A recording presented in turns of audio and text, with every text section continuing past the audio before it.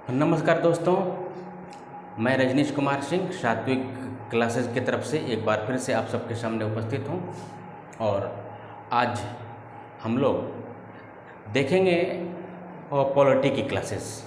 और इस पॉलिटी के क्लासेस में आज हम अध्ययन करेंगे भारतीय संविधान के मौलिक अधिकार का एक अनुच्छेद है, आर्टिकल 32, यानी कि संवैधानिक उपचारों का अधिकार, यानी कि राइट टू कॉन्स्टिट्यूशनल रेमेडीज।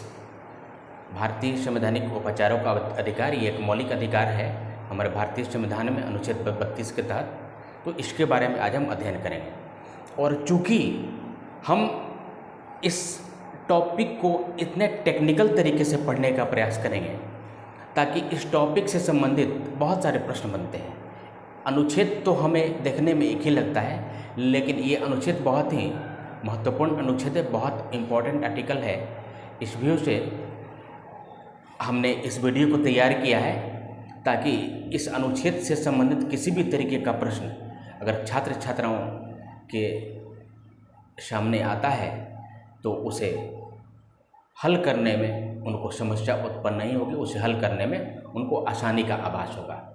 तो चलिए आज हम यहाँ पे चर्चा करते हैं। और चूँकि देखिए, कोई भी स्टेट पीसीएस हो, देखिए अगर हम ये सोचते हैं कि भारतीय संविधान ये किसी दूसरे एग्ज़ाम्स के लिए या फिर किसी तीसरे एग्ज़ाम्स के लिए अलग अलग एग्ज़ामों के नज़रिए से हम इसको पढ़ने का प्रयास करेंगे तो फिर इसे पढ़ नहीं पाएंगे हम। चूँकि एग्ज़ाम्स कोई भी हो,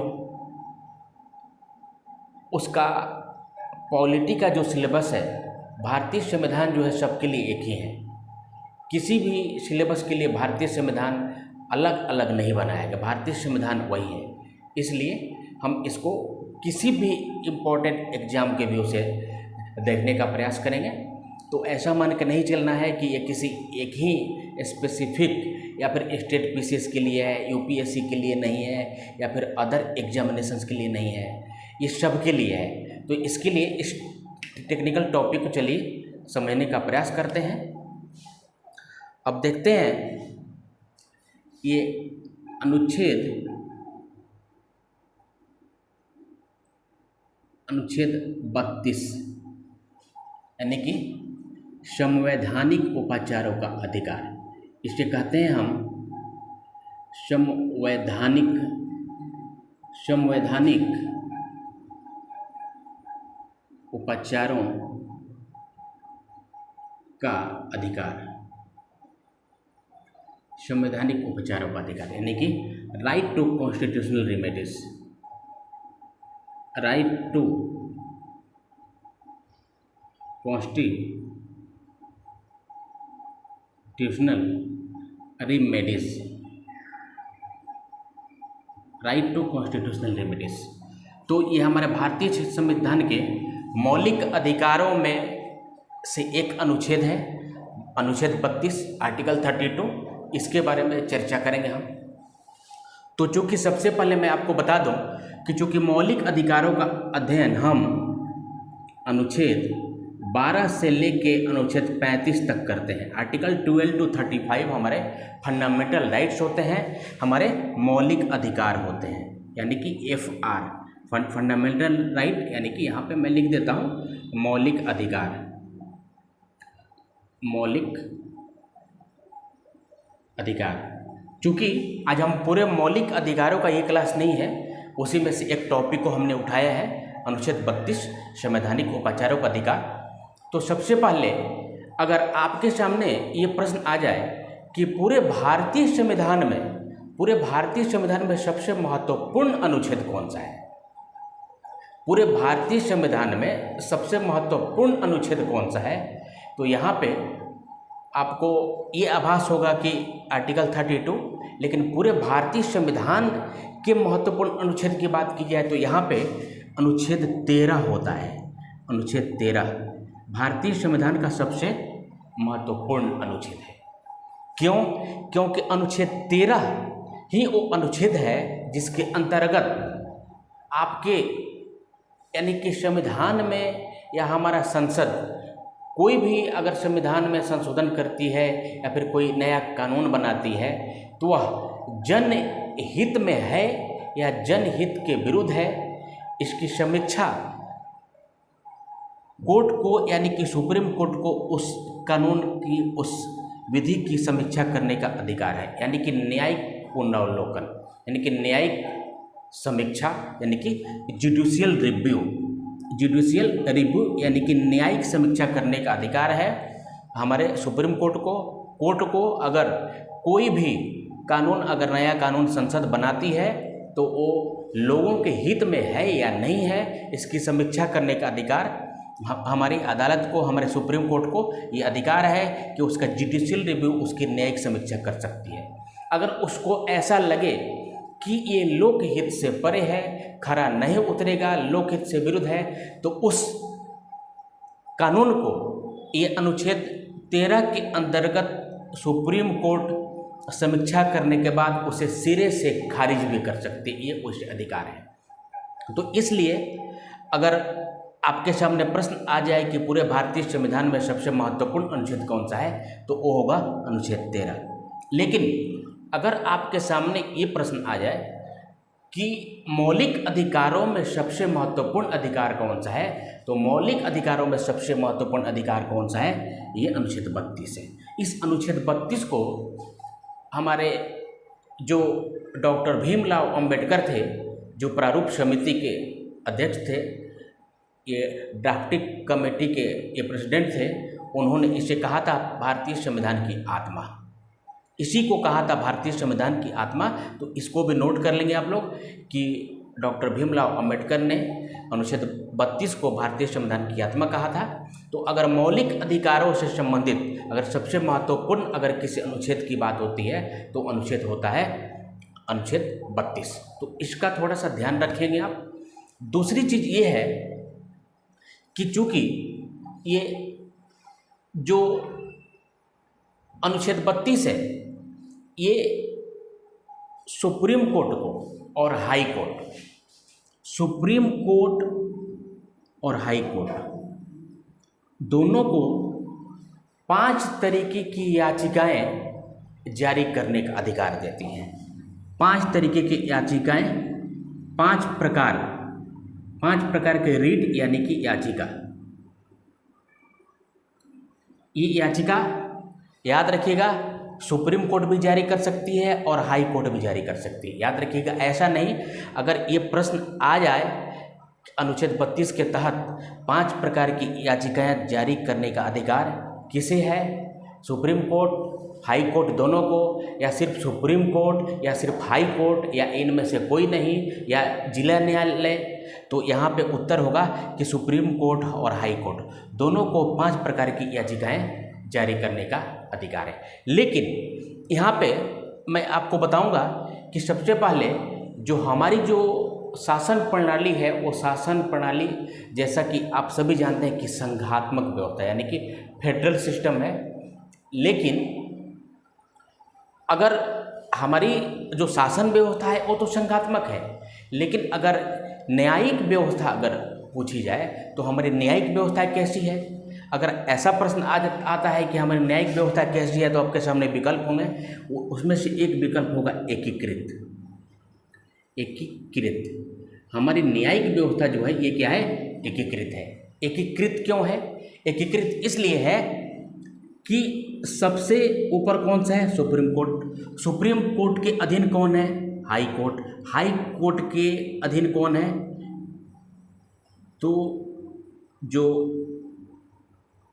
डिस्ट्रिक्ट कोर्ट होते हैं वो हाई कोर्ट के अधीन है। यानी कि ये सारे, यानी कि सबसे ऊपर कौन है, सुप्रीम कोर्ट। यानी कि इससे नीचे की जो भी अदालतें हैं इनको सुप्रीम कोर्ट की बातें माननी होगी, इसकी अवहेलना नहीं कर सकते हैं। इसलिए न्यायिक व्यवस्था जो है, न्यायिक व्यवस्था हमारी कैसी है, एकीकृत है। अगर ऐसा विकल्प आपके सामने आ जाए तो आप एकीकृत जो है इसे आप टिक करेंगे, ये एकीकृत सही होगा।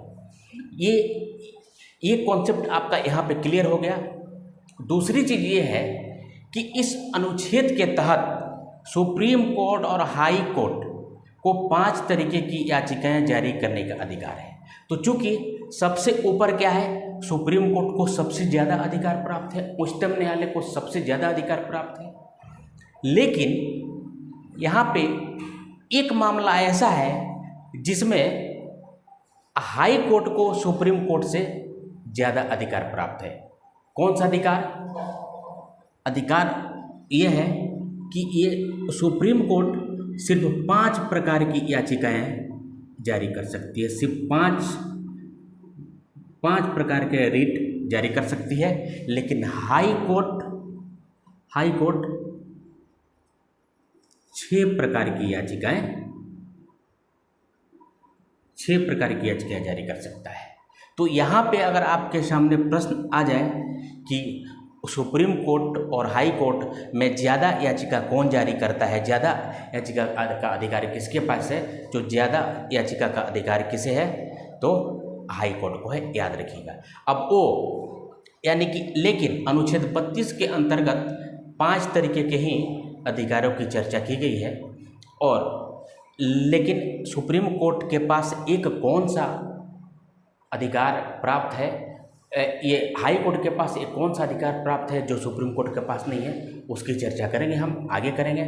लेकिन अब अनुच्छेद 32 के तहत, ये अनुच्छेद 32 के तहत सुप्रीम कोर्ट को 5 प्रकार की याचिकाएं जारी करने का अधिकार है। और अनुच्छेद 226 के तहत अनुच्छेद याद रखिएगा, अनुच्छेद 226 के तहत हाई कोर्ट को 6 प्रकार की याचिकाएं जारी करने का अधिकार है। अनुच्छेद 226 याद रखिएगा, हाई कोर्ट जो याचिकाएं जारी करता है ये अनुच्छेद 226 के तहत करता है। सुप्रीम कोर्ट जो याचिकाएं जारी करता है ये अनुच्छेद 32 के तहत करता है। तो इस कॉन्सेप्ट को बिल्कुल कॉन्सेप्ट क्लियर है, इसमें बिल्कुल कोई उलझन नहीं है, सारी बातें स्पष्ट हैं। अगर आपको मेरा लेक्चर एक बार में अगर आपको लगे कि कुछ छूट गया है तो दोबारा से उस वीडियो को क्लिक करके देख सकते हैं आपको सारी बातें समझ में आ जाएंगी। और जब भी आप वीडियो को देखें तो उसे पेन डाउन कर लें, नोट डाउन कर लें, यानी कि नोट कर लें सारे टॉपिक को, ताकि जितने तरीके के प्रश्न यहाँ से बन रहे हैं अगर उससे संबंधित अगर प्रश्न आपके सामने आ जाए तो आप उसका उत्तर देने में थोड़ा भी उलझन नहीं, बिल्कुल बहुत तकनीकी तरीके से आप उसका उत्तर बहुत आसानी से दे पाए। तो चलिए अब आगे देखते हैं कि वो 5 तरीके के रीट कौन कौन से हैं और उन रीटों को भी समझने का प्रयास करेंगे हम, क्योंकि यहाँ पे बहुत सारे छात्र छात्राएँ वो 5 तरीके के रीट जो हैं उसमें उलझ के रह जाते हैं, उनको समझ में नहीं आता है। तो अगर आपने इस कॉन्सेप्ट को क्लियर कर लिया तो उससे संबंधित अगर कोई भी प्रश्न आता है तो आपको उसे हल करने में बहुत आसानी होगी।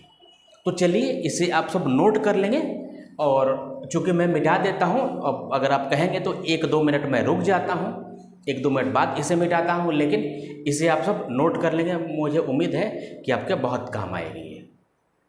चलिए आगे देखते हैं आगे देखते हैं कि वो 5 तरीके के जो अधिकार हैं, ये 5 तरीके की जो याचिकाएं हैं, उन 5 तरीके की याचिकाओं को समझने का ये प्रयास करते हैं। वो 5 तरीके की कौन कौन सी याचिकाएं हैं जो अनुच्छेद 32 के तहत यानी कि संवैधानिक उपचारों के तहत अदालतें जारी करती हैं। तो सबसे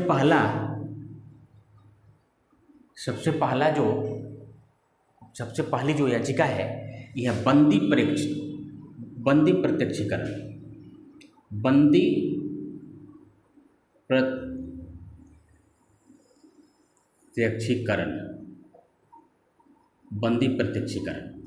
इसको इंग्लिश में कहते हैं, लेकिन मैं हिंदी में ही लिख देता हूँ, हैबियस कॉर्पस। इसके इंग्लिश को भी हिंदी शब्दों में लिखता हूँ, मैं हिंदी अक्षरों में लिखता हूँ, हैबियस कॉर्पस।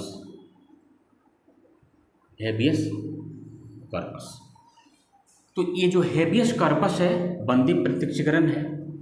तो अगर आप इसके शब्दों को समझ लें तो आपको बिल्कुल आसानी होगी इसे समझने में। दूसरी चीज़ यहाँ पे एक और इम्पोर्टेंट बात आप सबको बता दूँ कि आपको ये जो हिंदी है, हिंदी जो शब्द है, इसे तो आप याद ही रखें। एक बार ये पीसीएस के एग्ज़ाम में पूछ दिया गया, ये सारे जो रीट हैं इनका नाम रख दिया गया, लेकिन रीट का नाम इंग्लिश में रखा गया, सारे रीट के नाम इंग्लिश में विकल्पों में दे दिए गए।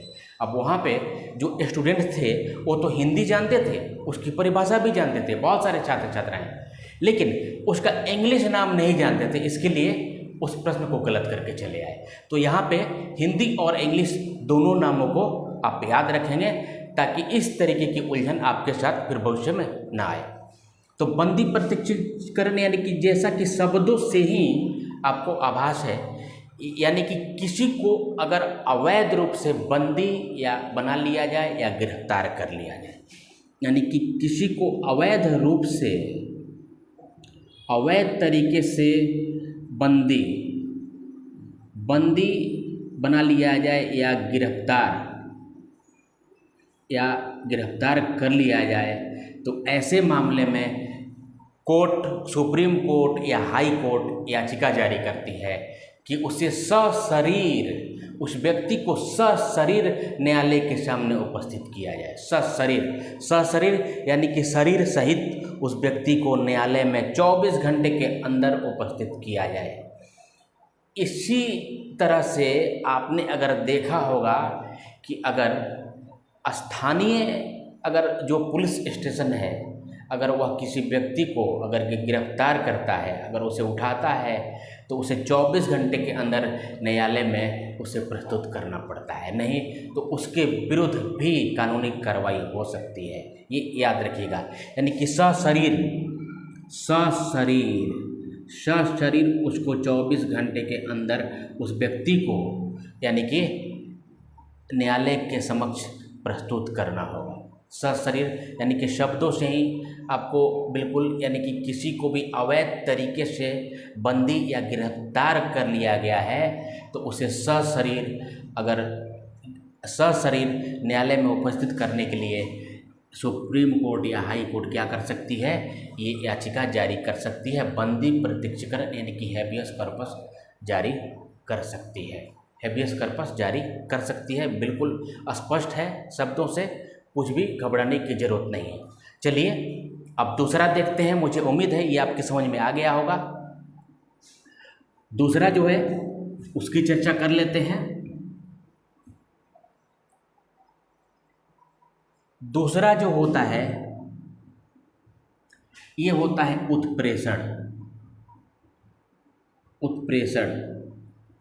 उत्प्रेषण यानी कि इसको इंग्लिश में कहते हैं सरसियोरी, इसको इंग्लिश में कहते हैं सरसियोरी। तो ये जो उत्प्रेषण होता है, तो सबसे पहले इस शब्द को ही समझ लेना है हमें कि उत्प्रेषण क्या होता है। उत्प्रेषण का अर्थ होता है सूचना देना या ऊपर की तरफ भेजना। सूचना देना या ऊपर की तरफ भेजना, शब्दों को समझने का प्रयास करेंगे हम। या ऊपर की तरफ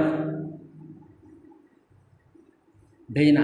देखिए आपको इसका हिंदी जो आप लैंग्वेज पढ़ते हैं उससे इन शब्दों का तालमेल नहीं बैठा ना यहाँ पे, क्योंकि ये संवैधानिक भाषा है और चूँकि ये बहुत टेक्निकल वर्ड है, इसका उस साहित्य से या किसी लिटरेचर से इसका कोई संबंध नहीं होता है। लेकिन उस यानी कि वहाँ पे संविधान में इसके कहने का क्या तात्पर्य है, सिर्फ उसकी चर्चा यहाँ पे की गई है। अलग से हमें अर्थ निकालने की ज़रूरत नहीं है। क्यों? क्योंकि संविधान है, उसमें जो लिखा है वही अर्थ निकलता है। अलग से उसका कुछ सिनोनिम्स या पर्यायवाची हम अपने तरफ से नहीं बना सकते हैं। तो इसका थोड़ा सा ध्यान रखिएगा आप लोग। तो यहाँ पे उत्प्रेषण यानी कि सरसियोरी, इंग्लिश में सरसियोरी कहते हैं, याद रखेंगे आप लोग। यानी कि सूचना देना, यानी कि इसमें ऊपरी अदालत अपने अधीनस्थ न्यायालय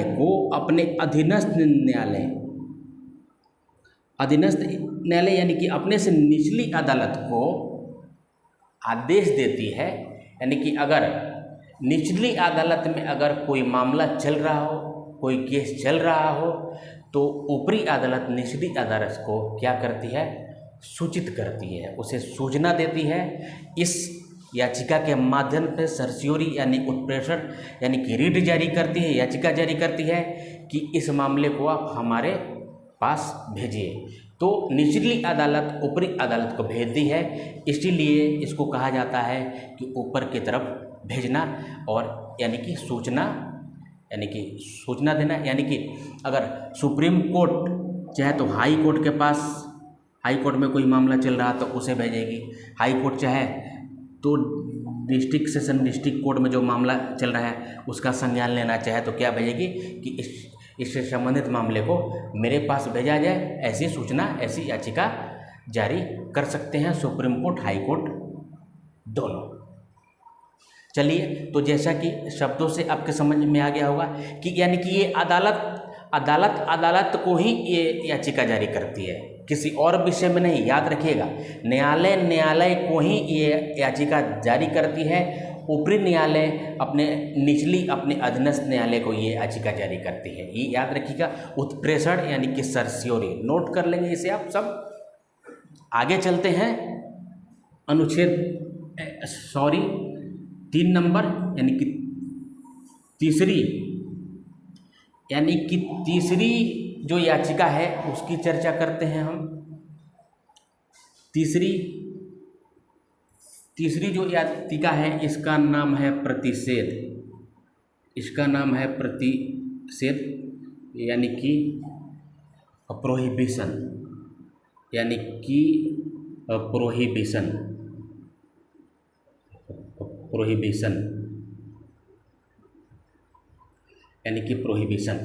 कि प्रोहिबिटेड किसी चीज़ को रखना। जैसे कि प्रतिषेध शब्द से स्पष्ट है कि निषेध मतलब क्या? मतलब रोकना। मतलब इसका अर्थ है वहीं रुक जाओ, वहीं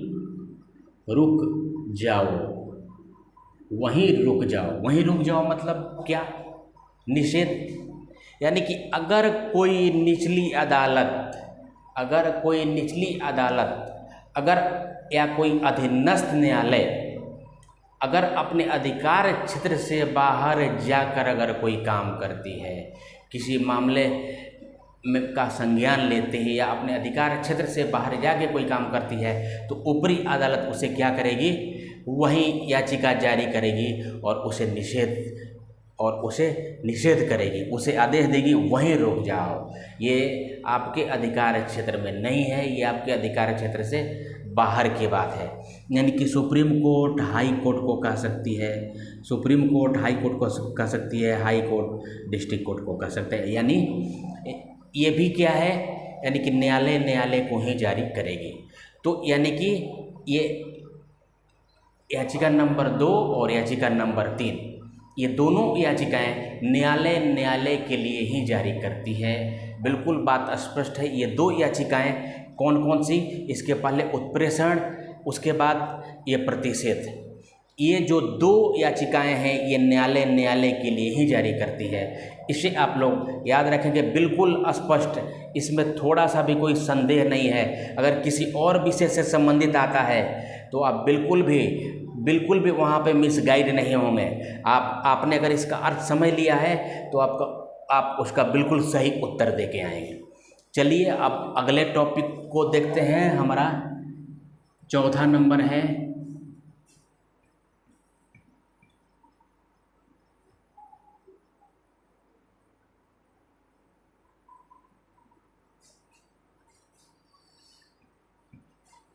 और देखिए यहाँ पे जो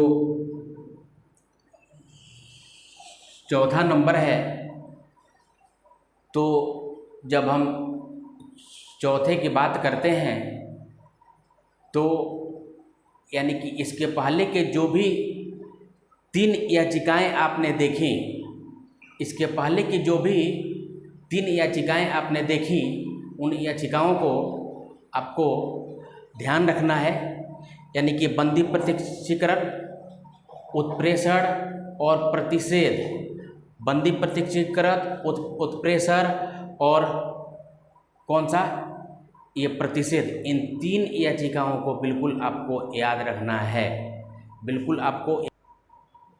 तो यानी कि इसके पहले जो 3 हमारे थे उनका पूरे विधिवत आप लोग ध्यान रखिएगा। अब उसके बाद हम चौथे की चर्चा करते हैं। चौथा जो होता है ये होता है परमादेश। ये होता है परमादेश अर्थात मैंडामस। मैंडामस, इसे मैंडामस कहते हैं, यानी कि परमादेश कहते हैं। अब जैसा कि शब्दों से ही आपको आभास है कि परम आदेश, परम आदेश, परमादेश यानी कि परम आदेश, यानी कि हम आदेश देते हैं, यानी कि हम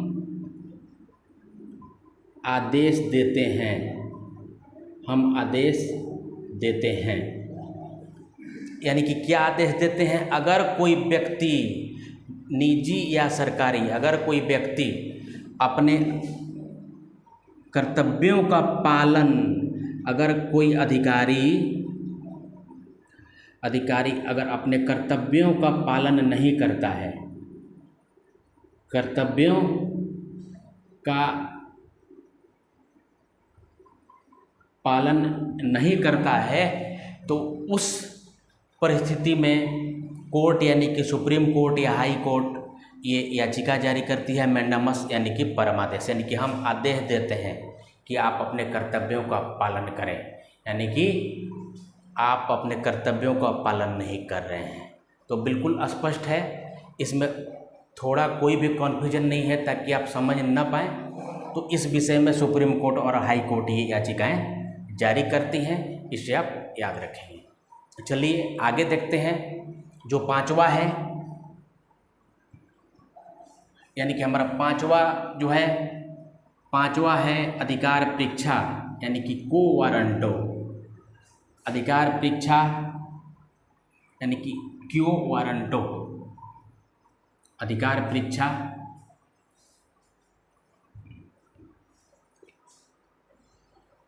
5वां है अधिकार परीक्षा। अधिकार परीक्षा यानी इंग्लिश में कहते हैं को वारंटो, को वारंटो, इंग्लिश में कहते हैं को वारंटो, यानी कि अधिकार परीक्षा। अब जैसा कि अधिकार परीक्षा से ही आपको स्पष्ट हो जाना चाहिए कि अगर कोई व्यक्ति किसी पद पर विराजमान है, अगर किसी पद पर आसीन है और उस पद की योग्यता नहीं रखता हो, यानी कि उसके अंदर उस पद के लिए योग्यता नहीं हो, तो उस परिस्थिति में न्यायालय ये याचिका जारी करती है, ये रिट जारी करती है कि किस अधिकार से, यानी कि किस अधिकार से, किस अधिकार से आप इस पद पर विराजमान हैं। यानी कि अगर किसी व्यक्ति के पास उस पद के लायक योग्यता अगर नहीं है और फिर भी वह व्यक्ति उस पद पर विराजमान हो, आसीन हो, तो उस विषय में, उस परिस्थिति में सुप्रीम कोर्ट या हाई कोर्ट ये याचिका जारी करती है कि किस अधिकार से आप उस पद पर, उस जगह पर विराजमान हैं। तो इसलिए ये 5 जो याचिकाएं हैं, ये 5 तरीके की याचिकाएं अनुच्छेद 32 के अंतर्गत सुप्रीम कोर्ट और हाई कोर्ट दोनों को जारी करने का अधिकार है। चलिए आगे देख लेते हैं। अगला है, ये 5 तो जो रीट हैं, जो अनुच्छेद 32 के तहत सुप्रीम कोर्ट और हाई कोर्ट के तहत को ये अधिकार प्राप्त होते हैं याचिकाएं जारी करने के।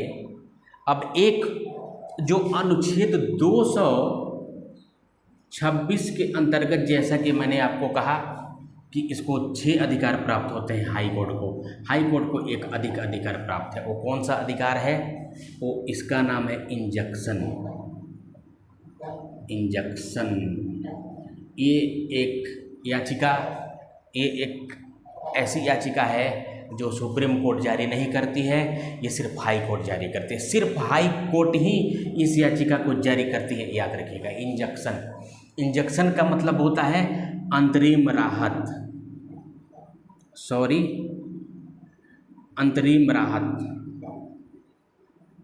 अंतरिम राहत यानी कि किसी भी मामले में अंतरिम राहत देने के लिए जो याचिका जारी करती है, कौन जारी करता है? तो हाई कोर्ट ही जारी कर सकता है। ये जो है ये सुप्रीम कोर्ट के पास ये अधिकार नहीं है। इसीलिए याचिका जारी करने के मामले में यानी कि सुप्रीम कोर्ट को 5 याचिकाएं जारी करने का अधिकार है।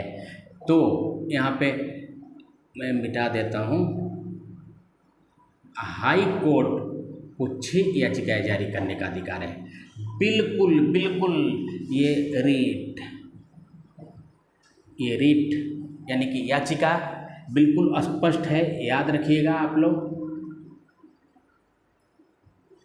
इसमें थोड़ा भी कंफ्यूज होने की बात नहीं है। तो आज का मेरा जो टॉपिक था अनुच्छेद 32, जिसे डॉक्टर भीमराव अंबेडकर ने संविधान की आत्मा कहा था, तो इसे याद रखिएगा। ये हमारा आज का टॉपिक था। यहाँ से बहुत सारे प्रश्न बनते हैं, कई तरीके के प्रश्न बनते हैं, और चूँकि रीट को जानना बहुत ज़रूरी है, यानी कि छात्र छात्राएं इसमें बहुत कन्फ्यूज हो जाते हैं। इसके लिए हमारा आज का ये टॉपिक था, और मुझे उम्मीद है ये टॉपिक, ये कॉन्सेप्ट आपका आज का पूरा क्लियर हो गया होगा। और मैं उम्मीद करता हूँ कि आप सब इससे संबंधित अगर कोई भी प्रश्न आता है तो उसको आसानी से आप हल कर पाएंगे। तो आज का हमारा ये वीडियो था। चलिए दोस्तों, अब इसी तरीके से मैं रजनीश कुमार सिंह 7वीं क्लासेज की तरफ से अब अपने इस क्लास को यहीं पे समाप्त करता हूँ। फिर कल एक नए टॉपिक के साथ आपके सामने उपस्थित होंगे। अपनी तैयारी को ये बनाए रखें। अगर आपका बीपीएससी का एग्ज़ाम है तो पूरे शिद्दत से तैयारी में लगे रहें। 12 दिसंबर को एग्ज़ाम है। यूपीपीसीएस के जो भी कैंडिडेट्स हैं तो उनका एग्ज़ाम 24 अक्टूबर को है। तो इस तरीके से सारे टॉपिक्स, सारे कॉन्सेप्ट को आप बिल्कुल ही क्लियर करके रखें। घबराने की कोई ज़रूरत नहीं है। बिल्कुल सही मार्गदर्शन में आप लोग को अच्छी तैयारी कराई जाएगी। चलिए, तब तक हम अपने इस क्लास को यहीं पे समाप्त करते हैं। धन्यवाद।